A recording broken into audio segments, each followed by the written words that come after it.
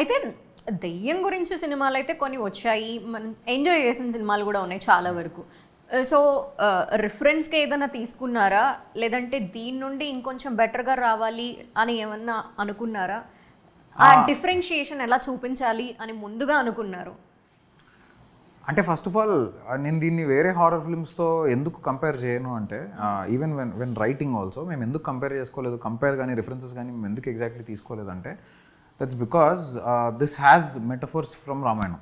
So it is so అందుకని మాకేంటంటే మా రైటింగ్ ప్రాసెస్లో రామాయణం ప్యారల్స్ ఎలా డ్రా చేయాలి, అందులో ఉన్న నీతిని ఇందులో ఎలా చెప్పాలి, చాలా నీతి ఉంటుంది రామాయణంలో, తీసుకున్నోడికి తీసుకున్నంత అదో పెద్ద సముద్రం లాంటిది.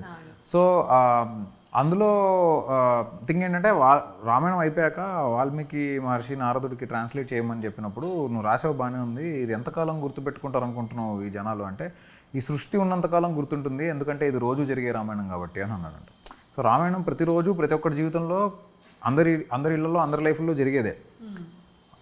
అది మనం రిలేట్ చేసుకోగలిగితే it will be very good అని. సో అలా దీన్ని ఒక హారర్ మిస్టరీలో ఎలా బ్లెండ్ చేయొచ్చు అనే పాయింట్ మీద we had some metaphorical references. So that parallels we had.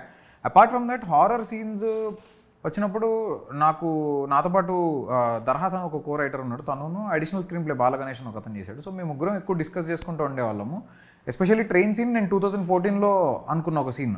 దాని తర్వాత ఇప్పుడు మిగతా సీన్స్ ఏవైతే ఉన్నాయో అవి మేము డిస్కస్ చేసుకుంటూ it should be fresh. That was the first thought. Already చాలా సినిమాల్లో చూసేసాము, ఆల్రెడీ దీని ఇంపాక్ట్ ఇంతకుముందు ఎక్కడో చూసేసామంటే I did not want to do it like that. So అలా కొత్తగా ఉండాలని ట్రై చేసి రాసింది. ఇక్కడ హైదరాబాద్లో కూడా కొన్ని హాంటెడ్ హౌసెస్ ఉన్నాయని వింటూ ఉంటాము. ఏమైనా తిరిగారా, చూసారా, ఎక్స్ప్లోర్ చేశారా వాటిని కూడా? లేదు లేదా? బట్ మేము అలా వెళ్ళలేదు, కానీ మేము షూట్ చేసిందే సీరియస్ హాంటెడ్ హౌస్ అది అని మాకు కూడా తర్వాత తెలిసింది. ఓ, భయం అనిపించలేదా? అనిపిదండి.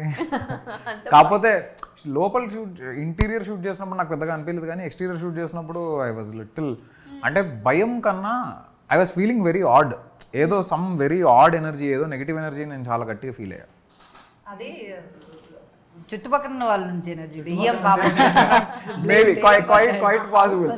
అదే ఈ రోజు ప్యాకప్ ఎర్లీ కావాలి, ఎందుకు ఇంత లేట్ అయింది షాట్, ఆ energy. Don't misunderstand ghost and please. Me and Chaitan we love ghost. Actually దయ్యాలకి ఎవరు భయపడక్కర్లా, మనుషులకు భయపడాలి.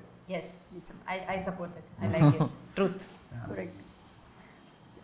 మీరండి, అంటే మిమ్మల్ని భయపెట్టారా డైరెక్టర్ ఏమన్నా? అంటే ఇంతే టైం ఇచ్చి ఈ టైం లోపు చేసేయాలి? లేదు, చాలా కంప్లీట్లీ ఫ్రీడమ్. అంతా మొత్తం చాలా ఎక్స్ప్లోర్ చేయడానికి మంచి స్కోప్ దొరికింది నాకు. అందుకే మొత్తం మ్యూజికల్ థింగ్స్ అన్నీ చాలా సపోర్టివ్.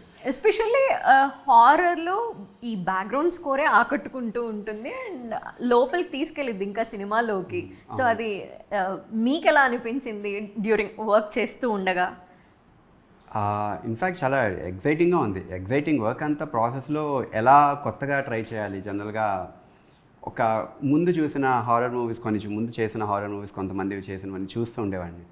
సో స్పెసిఫిక్గా ఒక థీమ్ అనేది, అంటే how we are approaching a particular movie అనే థీమ్ని అనలైజ్ చేసుకుని అలా ఉండకుండా ఇంకో రకంగా ఉంటే ఎలా ఉంటుంది అనేది ఎప్పుడూ ఇష్టపడుతూ ఉంటాను. ఎందుకంటే ఆ ప్రాసెస్లో ఏమవుతుందంటే నాలో నేను అదృష్టంగా ఫీల్ అయ్యేది ఏంటంటే, ఒక పని చేశాక ఆ పని గురించి మర్చిపోతా.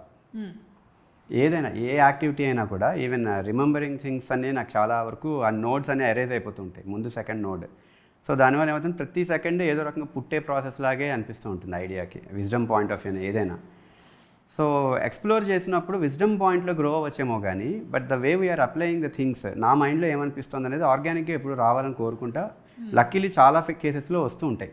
అంటే ఇన్ఫ్లుయెన్స్ లేనప్పుడు, ఇలాగే చేయాలని మ్యూజిక్ అనుకోకుండా ఉండే టీమ్తో వర్క్ చేస్తున్నప్పుడు ఎలా చేస్తే బాగుంటుంది అనే ఇంపాక్ట్ ఎప్పుడు నాకు, అంటే ఒక డిఫైన్డ్ వేలో రాదు ఐడియా. ఎప్పుడు మ్యూజిక్ అనేది ఎప్పుడు ఒక డిఫైన్డ్ వేలో రాదని నమ్మే టైప్ నేను. మ్యూజిక్ అనేది వెరీ మచ్ ఫ్రీ స్టైల్ అది. సో ఎలా మనం ఒక విజువల్ చూస్తున్నప్పుడు హౌ వీఆర్ అప్రోచింగ్, మనమే ఆ సీన్లో ఉంటే ఎలా రియాక్ట్ అవుతాం అనేది చాలా ఇంపార్టెంట్ యాక్టివిటీ. ఏదైనా మల్టిపుల్ పర్సనాలిటీ అనేది చాలా ఇంపార్టెంట్, ప్రతి ఆర్టిస్ట్కి ఉండాల్సింది కాబట్టి. సో అలా వెళ్తూ ఉంటా ఎప్పుడైనా అప్రోచ్. సో ఆ ప్రాసెస్లో ఎవరైనా చిన్నవి ఏమన్నా ట్రిగ్గర్ అయినా, ఏమన్నా మధ్యలో ఏమన్నా ఈ టైంకి అయిపోవాలి నా ట్రిగ్గర్ అవుతున్నా, కొంచెం రప్చర్ క్రియేట్ అవుతుంటుంది ఆబ్వియస్గా ప్రతి ఆర్టిస్ట్కి, మ్యూజిషియన్కి. సో అది లేకుండా చూసుకున్నారు నిజంగా సినిమా అంతా అందరూ వెరీ హ్యాపీ ఆ విషయంలో. సో ఇంటెన్సిటీ ఉండాలి కదా దయ్యం. యా అవును, ఎందుకంటే నాకు ఇన్ఫాక్ట్ ఇలాంటి మూవీస్ కూడా చాలా ఇష్టం. దయ్యం, దేవుడు, అప్రోచ్ మూవీస్ చాలా ఇష్టం. అవునా? అందుకే దెయ్యంతో పాటు ట్రావెల్ అయ్యారు ఈ గ్యాప్ లో, అందుకే క్వశ్చన్ కూడా మర్చిపోయారు. సరే